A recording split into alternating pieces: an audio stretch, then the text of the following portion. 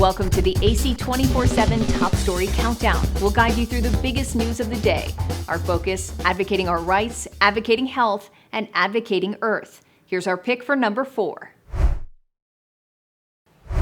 Well, the fallout continues, and now it is the OpenAI board members who face being forced out of the company just days after they ousted co-founder and CEO Sam Altman. Signatories include a board member, Ilya Sutskever, who was involved in the ouster of the CEO, and CTO Mira Murati, who took up the CEO position on an interim basis over the weekend. The letter also laid out terms for the employees' continued work at OpenAI. It includes firing the board, appointing 2 new independent directors, and reinstating Sam Altman and fellow co-founder Greg Brockman.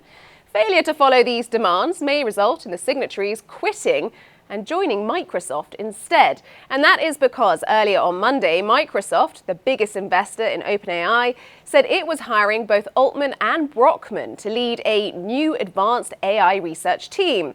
Now that news cheered investors and prompted Microsoft's share price to rise, hitting a record high. Now, though, it is unclear whether hundreds of OpenAI's staff will be moving to Microsoft or whether Altman and Brockman will be moving back to OpenAI. Even ChatGPT doesn't know the answer. TheAdvocateChannel.com looks at the world through the lens of equality and inclusion. Subscribe, like, and share now. AC 24/7's Top Story Countdown continues with our producer's pick for number 3. Midterms are done. Finals just ahead. There is a rhythm to life on campus. And this fall, a raw divide. I am an Israeli, Jewish Israeli American. Maya Siegman is a sophomore at Wayne State in Michigan, studying social work, chatting with friends here at the Jewish campus organization Hillel. Hillel, there's a police officer down the hall. That's not normal. It is now. Siegman traveled to Washington last week to join thousands in support of Israel. Now, back on a campus divided. The division is very clear. The tension on campus is very high. Wayne State spans 200 acres in downtown Detroit. Ibrahim Ghazal among the 24,000 students. I'm Muslim, I'm American, I'm Palestinian. Ghazal calls anti-Semitism horrible and disgusting. Do you feel the flip side of it? Or are there more in terms of Islamophobia and hate? More Islamophobia, or people just saying hurtful things? I think it's disgusting that standing up for children dying and women dying and civilian infrastructure being destroyed is being compared to supporting Hamas. I mean, holding up a Palestinian flag does not support Hamas. Hamas has their own flag. Nobody's carrying their flag. This coffee shop is in Dearborn, where about half of the residents are of Arab ancestry. Ghazal and his friends say a president they supported in 2020 is now greenlighting an Israeli response they see as indiscriminate. And I don't think our country should fund that type of reaction. Do you feel this way? To an extent, yes. I feel as though President Biden doesn't value my life as a Muslim American as much as he values other lives. Young voters were a giant part of the Biden 2020 coalition, and this urban campus tilts deep blue. If it's Biden-Trump next November, you would?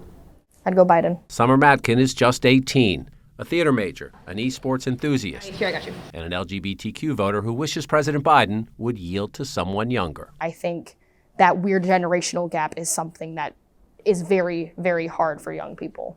So when there's certain things that we want to be heard as young people, with not only the conflict out with Israeli and Palestine people, but we also have like student loan forgiveness and all of these different financial problems that aren't being handled when they are very much capable of being handled. Matkin isn't ruling out voting third party, but Feels like a weird kind of throwaway vote. Joseph Fisher used to think that way, but right now he favors a socialist party.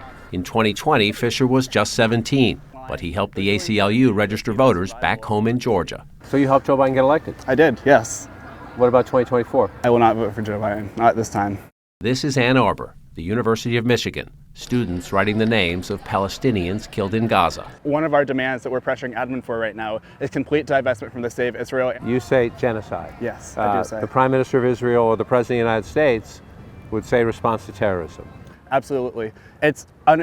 absolutely essential that we call it for what it is, a genocide, and also say that it doesn't start on October 7th.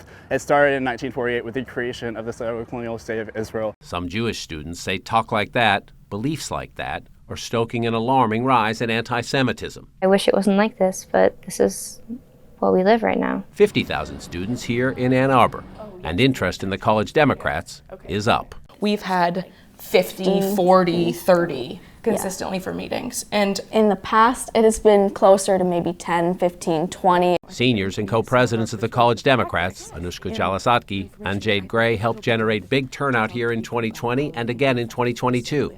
They have weekly meetings now to plan 2024. Should we have somebody younger? Does that come up much? absolutely, it comes up. And I think that that's it's a real point to make. It's a real conversation to be had. The immediate challenge, though, is seeing students who agree on things like abortion rights and defending democracy at odds over the Israel-Hamas crisis and President Biden's response. Mr. President, I've seen you take key humanitarian steps, but I think the next step is a ceasefire. And I think that would go a long way with voters. We don't know what's going to happen, next week or next month. But if the election were tomorrow, do you think that it is more likely some of your members would sit out or look for another option, third party, because they're mad at the president about this? Some of them, yes, they have shared with us that maybe this is making me reconsider. Is it fair to say you're glad the election's not tomorrow? Yes. Like the Advocate channel on Facebook for the best way to get updates on stories that advocate for equality, justice, our rights, and more. AC 24/7 continues with today's top 2 pick. The turkeys that received presidential pardons this week won't be the only ones giving thanks on Thursday. Just in time for holiday travel, gas prices are down $1.70 from their peak. Airline tickets are down 13% over the last year, and car rentals are down about 10%. And there's something else to celebrate. The turkey, stuffing, vegetables, and if you're in the South, macaroni and cheese, needed to feed 10 people this Thanksgiving costs an average of $61.17, according to the American Farm Bureau Federation. While that is 25% more expensive compared to 2019, it's a 4.5% drop from 2022. Grocery inflation is at its lowest level in over 2 years, with prices for eggs, milks, bacon, and fresh veggies lower than last year. Consumers can also try to trim the food bill even more by looking for deals on their grocery store shelves. In the last several years, we've seen a significant uptick in folks shopping store brands rather than name brands. That's a good way to save some money without skimping on quality. The AFBF says people in the Midwest have the least expensive Thanksgiving meal on average, followed by the South, the West, and the Northeast, respectively. I'm John Lawrence reporting. If you're flying this Thanksgiving, expect packed airports. The skies will be extremely busy this Thanksgiving. The TSA predicts more than 2.5 million passengers will fly each day, with the most travelers on Sunday.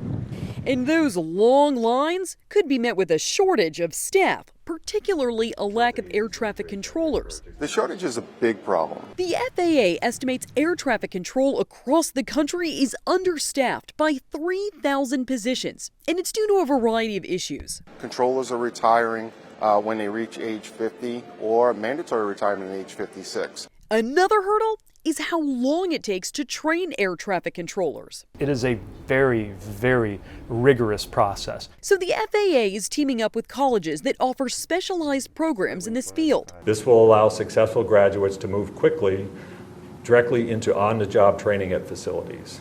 And while that may not help curb delays right away, it will help fill those positions over time. But don't worry, the FAA and TSA are taking immediate steps to prevent snags in the skies this week, like temporarily expanding flight routes by allowing commercial airlines to fly in zones typically reserved for the military. If your flight does get delayed, remember, you do have rights as a passenger. If your flight gets canceled or significantly delayed for any reason, I want the traveling public to know that you are entitled to a full cash refund if you choose to take that refund rather than a rebooking. I'm Jen Sullivan reporting.